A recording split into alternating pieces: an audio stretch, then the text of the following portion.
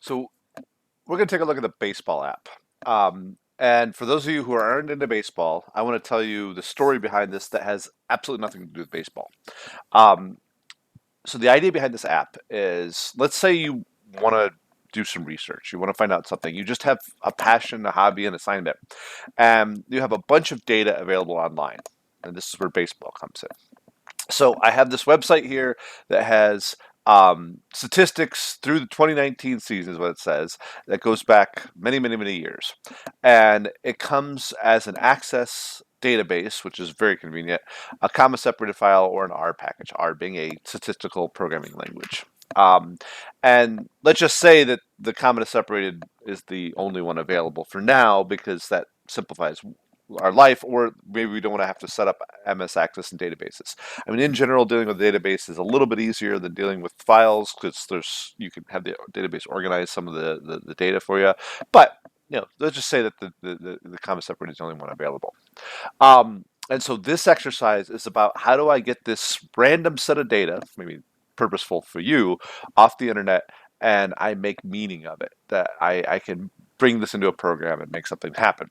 Again, the fact that this is about a sport has very little to do with it, but if you're into baseball, there's all sorts of fun stuff you might be able to do with this package beyond what we're doing here.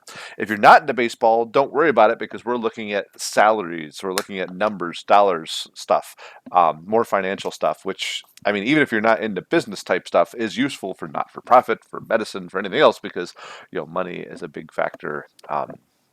And this is about data analysis more than anything else, anyway. So, if you're still interested, keep going. And so, what you need to do to get started, and I'm just going to do this because an early exercise, is you need to come to find the starter files and map apps. So to some degree, we're pretending we're starting from scratch, but we're not really starting from scratch because you're going to turn this in for a grade. So I want you to have all the infrastructure to get your grade set up. So I'm going to come and I'm going to download the application, and then this goes into my downloads folder. So I'm going to just show in folder here to see that. And so you want to take this and extract this someplace useful. You want to take this and put this, like I've I have folders for each of my classes. You want to put this somewhere where you can get at it later on. If you work on multiple computers, you might want to put it onto your Dropbox or your OneDrive or someplace else that's going to automatically sync between those boxes, so you can have your code and your ledger file to work on wherever you want to. I'm actually going to cheat again. I'm just going to put this in my downloads folder because I have this multiple places on this machine already. I don't want to confuse this version with other versions. So again, just have it someplace known. You can see my map apps is instead here, and I have all this great stuff, including these 3 files that I provided for you, so you don't have to go and download this yourself. But if you're curious where this data came from, it's this Layman's SeanLayman.com baseball statistics archive, and you can find that later on your own. All right, so let me just get that out of the way. Let's jump over to Eclipse, and I want to show this to you again because a lot of people mess this up until they get the habit of it. So I'm going to open a project from the file system. And again, I'm going to go to the directory and pick the directory here. And you want to go to the folder where things came from. So this is the last project I opened that I was doing some data analysis on. But I'm going to, in this case, my downloads folder. Again, you should be having someplace else a little bit better than downloads, but it'll work if it's in downloads folder. It's fine. But you have to unzip the file first, by the way. Just make sure you've done that, unzip the file. And then you select the map apps folder. You can double click it to make sure you're in the right one. Sometimes there'll be 2 of them nested inside of each other. But you do not click on any of these folders inside of here. Just pick map apps, and then you'll know you did it correctly because they'll say import as Eclipse project. If it does it anything else, then you've done it incorrectly, and you want to hit that and just hit finish on that, and that'll get us set up. And so this is going to give you the map apps, which is not just the baseball, but it's all the different map apps project. So the auction, baseball, cipher, COVID, birdwatcher, raffle, and secret Santa. This is just a test helper right there.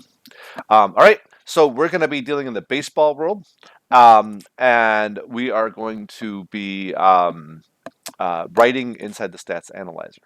So our job is basically we're going to be given the strings that point to 3 files. So you don't have to know what the path of those files is. I'll give that to you from my test code. And that those three files are the franchise file, the salary file, and the team file. And then you're going to write code to load those files to organize the data. Um, and you can actually take advantage of some of these maps. I left them in here so you can see the syntax of them and have them, but I'll explain where they come from. And then we're going to populate some of these queries down below. And so let me show you the data real quick, and we'll get started coding in the next video. So the rest of this, I just want you to understand what the problem is. So the franchise file real quick. If you double click it, it'll ask you if you want to open it internally or externally, probably. I've already set it to open up externally. But this is a CSV file that it's opening by Excel because I have it set up, Excel by default will try and open up CSV files, especially if you tell it, in Eclipse to open them externally. But this shows all the franchises all time.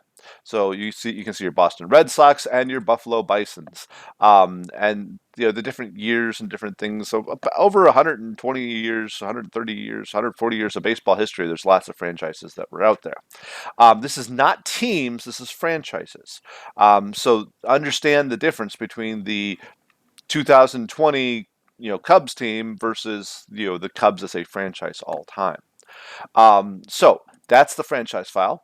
We'll talk about opening that in a second. But that's the first link in the data chain that we're going to look for. The next is the team file, which gets to the idea of specific years and teams. So again, 1871, there was a team ID CH1, and that came from a franchise team CNA. And so that's why we need the franchise files. We need to know what the names of the teams are. I don't know what CNA is. That's some sort of internal code that this person did, and it gives us all sorts of information about the run score, the at bats, the hits, the doubles, stuff that you might not care about if you don't know baseball, but is interesting for baseball. Now there is a team name over here, like the Chicago White Stockings, you can see here. And that information is available here, but we also want to tie it to the franchise to be able to make sure we understand, the connection between the teams as well, which is why we have the other file. All right, and this is the reason why I have all these files is because it's easier to organize data that way, particularly when you're dealing with databases. All right, and let me just show you this one slightly differently. You can also right-click on this and say Open With, and you can say Text Editor if you want to just see it internally. And now we can see that the salaries is definitely a CSV file, and you can see the year, the team ID, the league ID, the player ID, and how much money that player made in any given year. So what we're going to do is we're going to kind of do some calculations off this dollar, the salary that they're going to be made. But this doesn't show us the team salary. This shows us individual player salaries.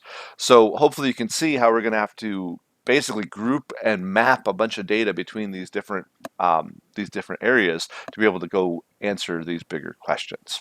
All right, so the questions that we're answering is questions like, what was the average cost in salary for each win that all teams have in all time in baseball, but specifically space we're trying to get to. We're not adjusting this for inflation, so the low costs are going to be a little bit skewed that way. But this actually doesn't go back into the 30s and 40s and before. I think it stops in the 80s. So it's a little bit of inflation, not a massive amount of inflation. But we also want to know what team had the best costs per win all the time, and the best meaning who paid the least to earn each of their wins during the season, and who paid the most for their wins during the season. And then we're going to have some additional questions like what was the cost per win at different win levels. So if I won 116 games and I got it cost me $1 million to win, that's definitely a better result than if I won 50 games and $1 million per win. So at different win levels is also going to be interesting to know. And then the worst of that And then there's a second little spin on this, which is the cost per attendee. So if you come in and you're saying, well, how many people attended your games? And then basically, what was the ticket cost? So if I bought a ticket at $10 and you paid salaries of $20 per player, that means you had to make up money you through TV revenue or football, beer sales or something like that to be able to make money on that team. Where if the average ticket cost was $10 and you spent $5, well, you've already made profit on that team.